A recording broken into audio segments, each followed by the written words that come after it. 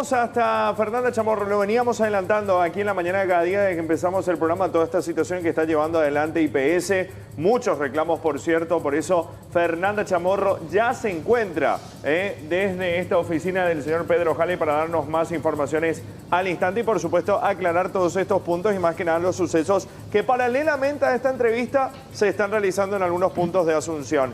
Fernanda, ¿cómo estás? Buen día.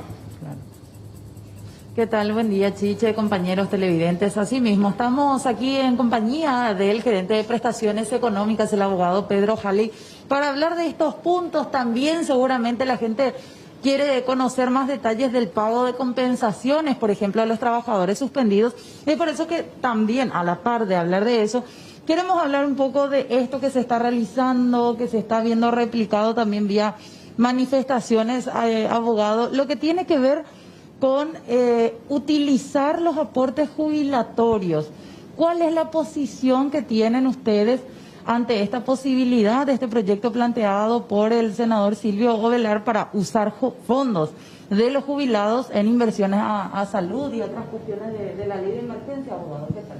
Bueno, la posición que tiene el instituto propiamente desde el punto de vista técnico, finalmente la competencia superior está en el presidente y en el consejo, pero desde el punto de vista técnico, ¿cómo vemos nosotros? Que el seguro de salud está teniendo graves problemas de financiamiento debido al desaceleramiento económico laboral que ha disminuido los aportes en un 43%. Esa disminución de aportes no afecta significativamente al seguro de pensiones, al fondo de pensiones, porque tiene reservas técnicas, tiene ahorro, puede aguantar esto y otras crisis más sin ningún problema por 10, 20, 30 años también. Pero el seguro de salud es un programa presupuestario, es decir, no tiene reserva, no tiene ahorro, si no hay ingresos, no hay gasto que se pueda hacer. Eso ocurre en cualquier pequeño negocio o en la NASA también, si querés. Si no hay ingresos, no hay gasto. Pero en temas de salud no poder decir no hay gasto porque implica atender la vida de la gente. Eso tenés que seguir prestando los servicios, dando los medicamentos, pagando el salario del médico, comprando el repuesto para la ambulancia, medicamentos, todo. Pero no entra la plata, sencillamente porque se redujo casi en un 50%. ¿Cuáles son las alternativas que maneja la superioridad? Hablo del presidente y del consejo. Y varias alternativas de refinanciamiento. Uno es una operación financiera con la banca oficial pública, que tengo entendido es el agente pagador o financiero, digamos, en este caso de la pandemia, BNF, que muy bien podría el instituto tomar un préstamo, un crédito de N millones de dólares para atenuar un poco ese déficit de salud. Cuando hablo de N millones de dólares, hagan los cálculos ustedes, porque hablamos de que salud necesita entre 50 y 70 millones de dólares por mes para funcionar. ¿De eso cuánto está recibiendo, abogado? O sea, de esos 50, 70 que salud necesita, vía aportes o vía otro tipo de inversiones, ¿cuánto está teniendo ahora salud mensualmente? Y de 40 millones de dólares que recibía mensualmente bajó a 20. Bajó a 20. O sea que el déficit estaría en el orden de los 50 millones de dólares por mes, haciendo grandes números. Sí. Primer plan es BNF, un crédito, que creo que es lo más avanzado. Segundo plan es hablar con el Estado respecto a honrar el saldo de la deuda del Estado con el Seguro Social. El Estado ya le entregó en la administración actual a el IPS 100 millones de dólares que se están usando para subsidio por desempleo o compensación económica por suspensión de contratos, se llama. La gente conoce como subsidio por desempleo. Y para pagar reposo por enfermedad por COVID, que nos llegaron a 40. O sea, gracias a Dios se quedó ahí. Subsidio por desempleo, ya pagamos 150.000 beneficios, ya tenemos 150.000 beneficios disponibilizados por un valor total de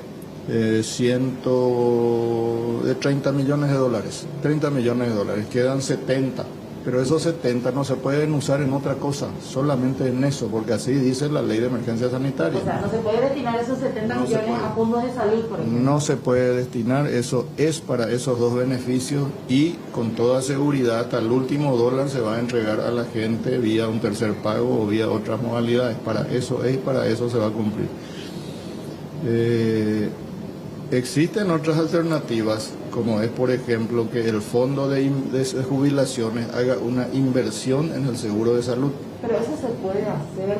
No se puede hacer administrativamente, no es una decisión administrativa que pueda tomar el presidente o quien sea. Es una ley, tiene que ser una autorización legal que te diga de las rentas del fondo de jubilaciones, no del capital, de las rentas producidas por el fondo de jubilación en tal periodo, usa un tanto por ciento para salvarle a salud este año hasta fin de año.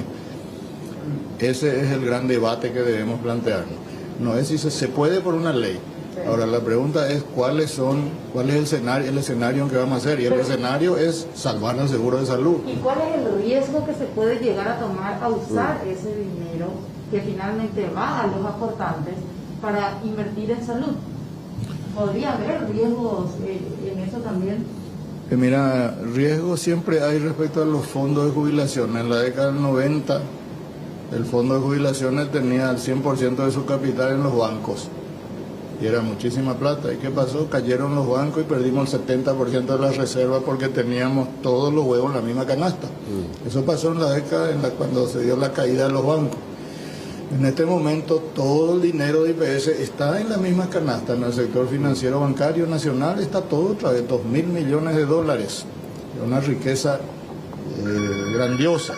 Está ahí. Ojalá no caigan los bancos. Ojalá no vuelvan a caer los bancos.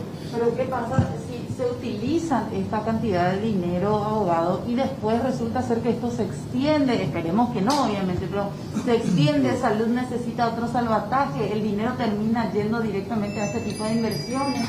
Por eso el planteamiento es no es utilizar ese dinero, es utilizar el planteamiento de un proyecto de ley que creo está en el Parlamento, es utilizar parte de las rentas que genera ese dinero. ¿Y cuánto más o menos? Y podrían ser, no sé, depende, pero no quiero dar números porque eso es sentarse a hacer números y no estoy haciendo números. Fernanda. Pero es parte de las rentas que genera ese dinero colocado en el sistema bancario generando cortoplacismo, financiando cortoplacismo, la compra de la moto, la compra del plasma, utilizarlo en la salud de la gente, parte de las rentas. ¿Está mal o está bien? Y que la ciudadanía lo diga. Pero es la última alternativa, es una alternativa, habrá que analizarla. Yo te digo una cosa, y hago el siguiente razonamiento desde la gerencia que me toca coordinar. Yo te garantizo a vos y a él y a todos que te voy a jubilar en 5 años, 10 años, 15 años y que te voy a pagar tu beneficio hasta que te mueras también por otros 40 años. Te garantizo, porque el Fondo de Pensiones tiene la espalda financiera para eso. Pero no te puedo garantizar hoy que vas a llegar viva a ese momento. Entonces, ¿cómo salir de esa disyuntiva? Sí, Aníbal, te escuchamos. Hasta ahora, excelente la entrevista. Una precisión nomás. Estos 2.000 millones de dólares que son del fondo de jubilaciones, ¿en cuántos bancos están distribuidos? Si tiene el doctor datos al respecto. Esta cantidad de 2.000 millones de dólares aproximadamente, abogado, que usted menciona que están en bancos, ¿en cuántos bancos se encuentran? ¿Se tiene esa precisión? Sí, se tiene. Es más, no lo tengo mentalmente, pero está, ustedes pueden entrar en la página web de IPS, en el portal de IPS, van al área financiera y ahí están los bancos, las colocaciones, los plazos, el dinero, todo. O sea, decirte de memoria es medio porque también varía. Pero un número estimado de cuántos bancos serían. ¿Cuántos bancos estarían? En todos los bancos, en todo el sistema, inclusive financieras. En los bancos y en una importante cantidad de financieras de plaza están colocados dinero del IPS. Y ahí lo que yo te pregunto, y me pregunto como técnico, ¿financiando qué? ¿Trabajo? No está invirtiendo en trabajo, en generar empleo y en generar aporte. Se está invirtiendo en la compra de productos de consumo. Y esa no es la finalidad de los recursos previsionales. Los recursos previsionales tienen que generar trabajo. Pero ese es otro tema, que a lo mejor hay que pensarlo después de esta pandemia, cuando tengamos que hablar de la diversificación de los fondos previsionales. Hoy solo están en CDA y en ahorro a la vista. Eso no está bien. La respuesta ya, Aníbal. Sí, excelente, Fernanda. Quedó clarísima la explicación del doctor allí. Ahora, Sí. lo que la gente tanto pregunta, ¿a cuánta gente ya se le está, digamos, acreditando esta segunda compensación de parte del IPS? ¿Habría una tercera e incluso una cuarta compensación? Sí, y eso es lo que estaban mencionando también aquí el abogado Pedro Halley. Están hablando de una tercera o cuarta posible compensación. Hasta ahora, ¿cuántas personas llegaron, decían abogados? Hasta ahora hicimos 150.000 pagos. Hicimos, quiero decir, en el sentido de que ya disponibilizamos. Ahora está la mecánica bancaria, de que tiene que irse de a poco al BNF, porque si no le producimos un colapso a BNF en la ventanilla. Otro grupo va a sus bancos vía su tarjeta de débito donde cobran sus salarios. 150.000 beneficiarios, hasta un segundo pago. Este es el segundo pago, digamos. Y nos quedan 70 millones de dólares. Ese dinero hay que usarlo en la gente. No es para que el IPS se guarde o para que usen otra cosa, es para pagar la compensación económica por desempleo. Y ahora, haciendo el cálculo, gastaron hasta el momento unos 30 y alguito millones. Es decir, cabe la posibilidad de hacer este tercer y cuarto pago teniendo en cuenta de lo que tienen de dinero, que son 70 millones más o menos. Efectivamente, la intención del presidente Andrés Huetich es que ese dinero llegue a la gente. Lastimosamente nos dieron una herramienta bastante amarrete, por decirlo así, para entregar dinero, que es esta compensación por desempleo, porque te permite de a poquito. Ojalá se hubieran previsto en la ley de emergencia otros mecanismos que permitan hacer llegar dinero más rápido a las empresas y a la gente, pero hoy solo podemos hacer esto y nos quedan 70 millones de dólares. Para cerrar nada más, abogado, porque decías, está todavía con posibilidad el tema de pagar no solamente un porcentaje del 50% del salario mínimo, un poco más podría ser también. Claro, hasta ahora el beneficio es el 50% de un salario mínimo, a esos 150.000. Sí. Muchos van a cobrar doble. ¿Por qué? Porque no cobraron el primero, porque tenían sus pensiones estaban excluidos porque ganaban más de 2 salarios mínimos. Al desaparecer esa limitante, ahora van a cobrar ese primero más este segundo, van a cobrar uno entero, un salario mínimo completo. Y de ahí nace un poco la idea de que si hay un tercer pago y si la cosa empeora o si se prolonga esta situación, ¿por qué no pensar en modificar esa base del beneficio de 50% y alzarlo a 65% o a 70% o a 1%? Esa es una decisión que el presidente Huetti es consciente de eso y no digo le gusta, pero está en el escenario mental de las autoridades pensar eso, porque este dinero es para entregarle a la gente, no es para otra cosa. Gracias, abogado.